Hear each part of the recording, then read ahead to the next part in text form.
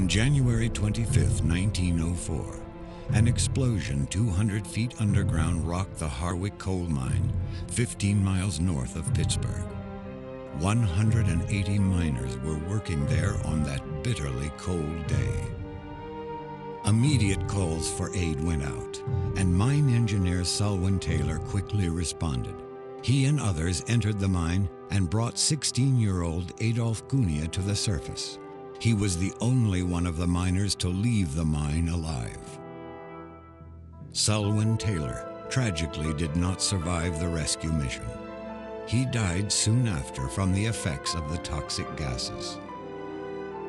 In another rescue attempt the next day, coal miner Daniel Lyle entered the mine despite the known dangers, but he too perished. 181 men died in the Harwick mine disaster.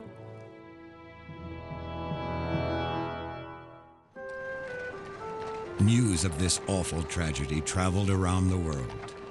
In a 64-room mansion in New York's Upper East Side, it caught the attention of Andrew Carnegie, the world's richest man.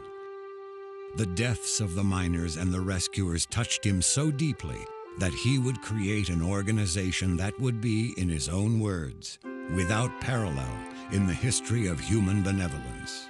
When he set up the commission, Carnegie focused on something that was of enduring value to human beings, and it's just as valuable today.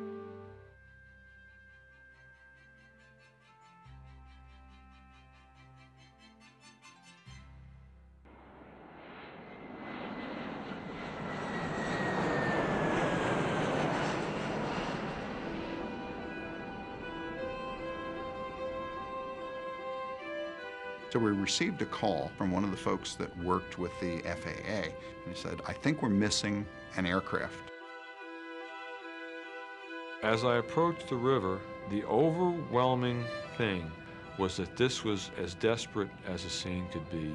I was thinking that I have to try something, and so I just kept running until I got to the edge of the river, and then I just hopped in. I could live with myself if I attempted to do something and failed on that occasion. Even if I didn't survive it, I could figuratively live with that. If I did nothing, I don't know if I could live with that. Heroes are people who put themselves in danger of life or serious injury to save the life of someone else. We ask, did they leave a place of safety? Did they put themselves in danger of death or serious injury? And in the subsidiary question, did they understand that? And finally, did they do it to rescue another human being? As I was making my way out toward them, I was yelling to them that I was coming out, because the object of this whole thing was to give them some measure of hope. If I could just buy them a little time, maybe somebody could do something. Maybe not me, but somebody could.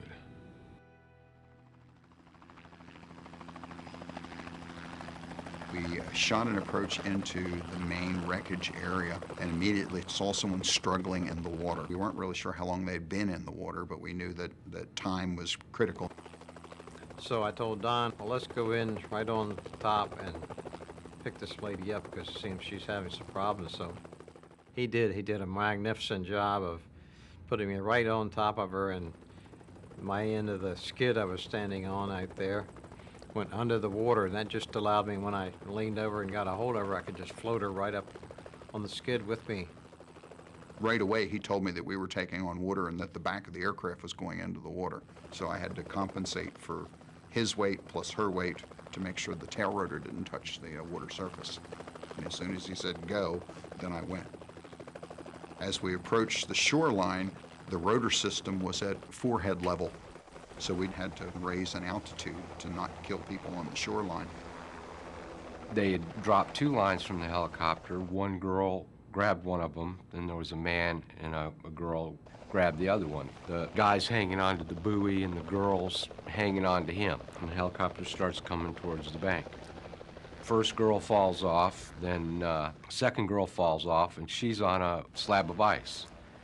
She grabs the buoy again with both hands, starts towards the bank. The minute she comes off the ice slab. One of the arms comes out of the buoy.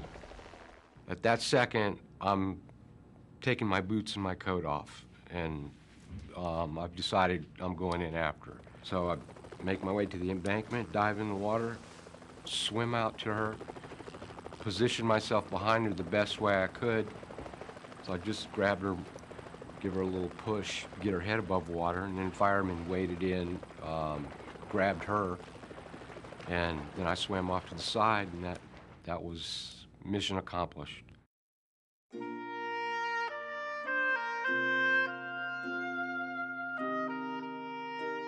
10 minutes, that's all it was. I think a hero is somebody who does something because something inside wakes up and says, you've got to do that.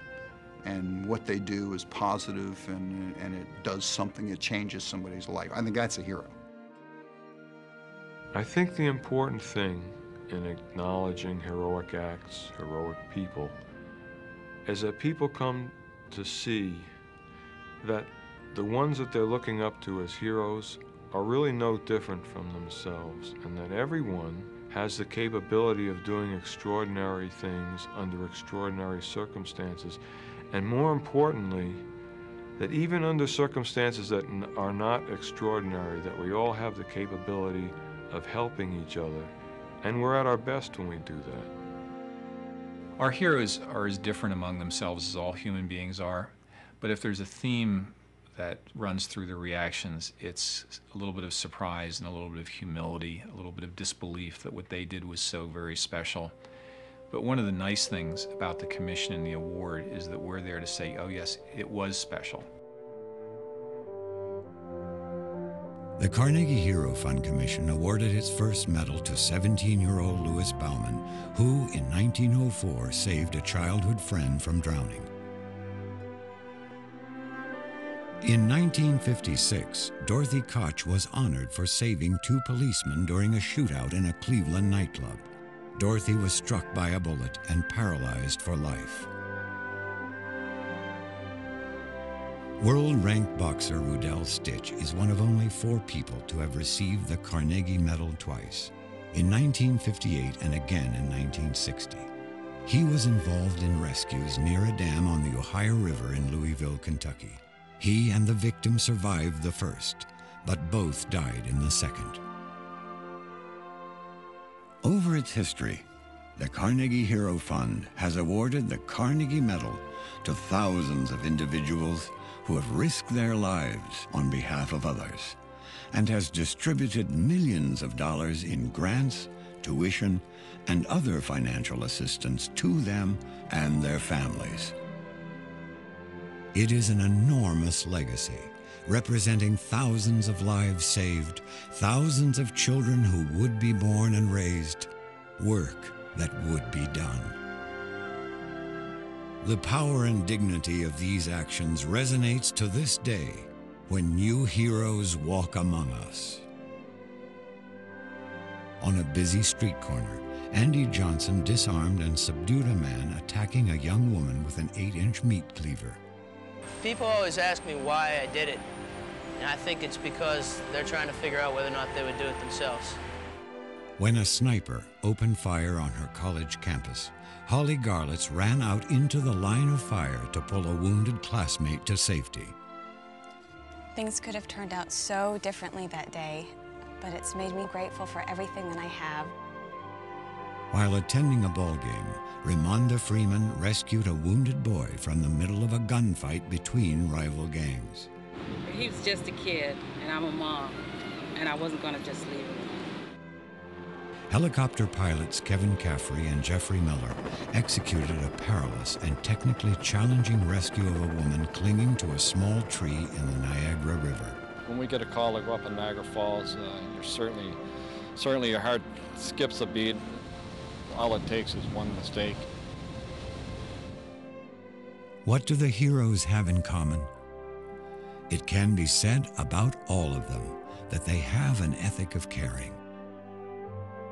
In one single inspired moment, one selfless act, they put another's life ahead of their own. When you look back over our history, you see the medals and the people who won them. You think about the people whose lives were saved, the lives that were lost. It seems massive, but the thing we always remember is it was done one rescue at a time, one decision at a time, by one individual. And that's what we're honoring. I do not expect to stimulate or create heroism by this fund, knowing well that heroic action is impulsive. The Hero Fund is for watching, applauding, and supporting the heroic action, wherever displayed and by whomever displayed. At least this is my hope.